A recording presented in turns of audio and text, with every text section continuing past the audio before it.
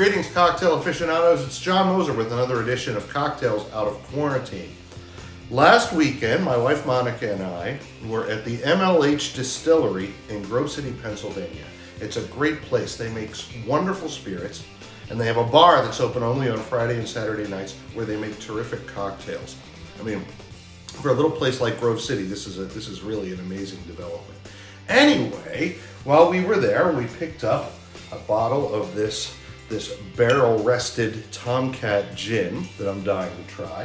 And while we were there, Monica tried a cocktail called the Poet's Dream. And she enjoyed it. I had a sip. I enjoyed it, although I was generally sticking with old fashions that night.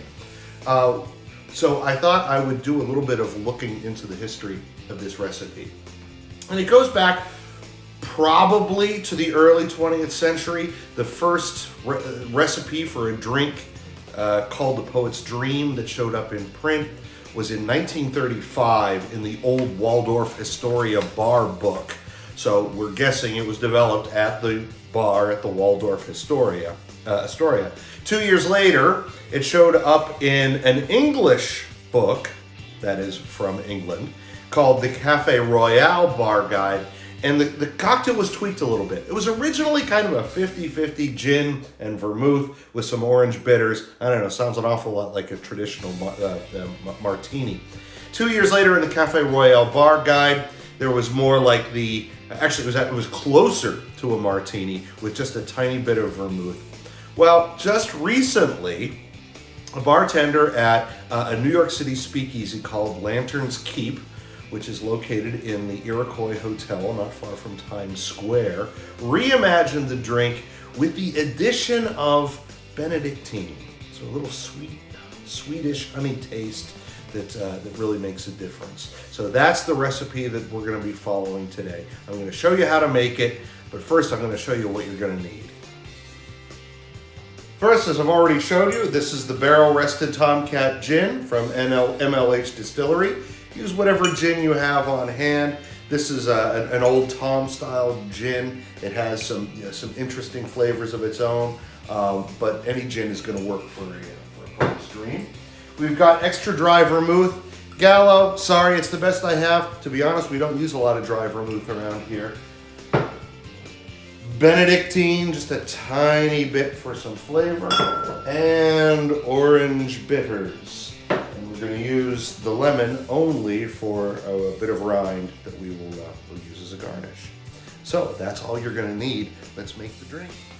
We are going to mix this in a mixing glass rather than a cocktail shaker. No egg, no dairy, no fruit juice, so it's perfectly acceptable to use a mixing glass. And we don't have to bother with a shaker. See, I probably should have opened that before we started, but that's okay.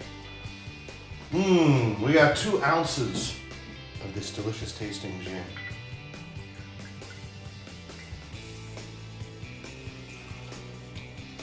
Okay, we are going to add to that 3/4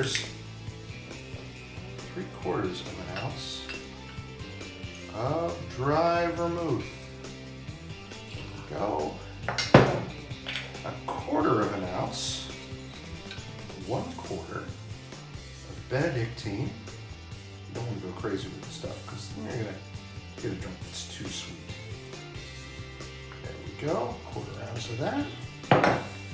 And finally, 2 dashes of our orange bitters. 1, 2, I'm going to do a third. Mixing spoon.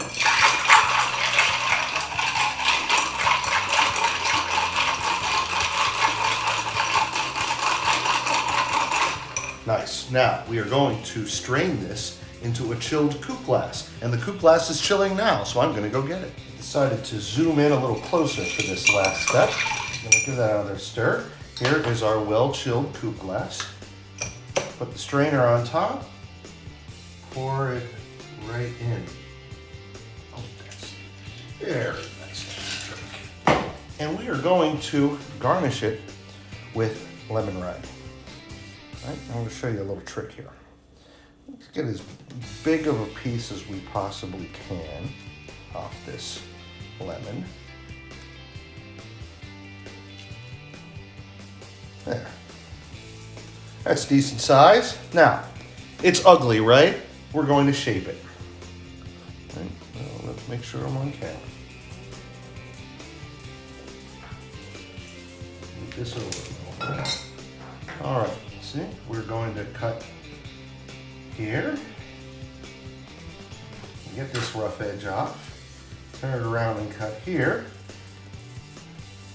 And get this rough edge off. And just cut off a tiny bit on each end. And we're going to give this a little bit of a curl. And then set it right on the edge of the drink. Isn't that lovely? So this is the Poet's Dream. I hope you'll try it sometime. Until next time, cheers.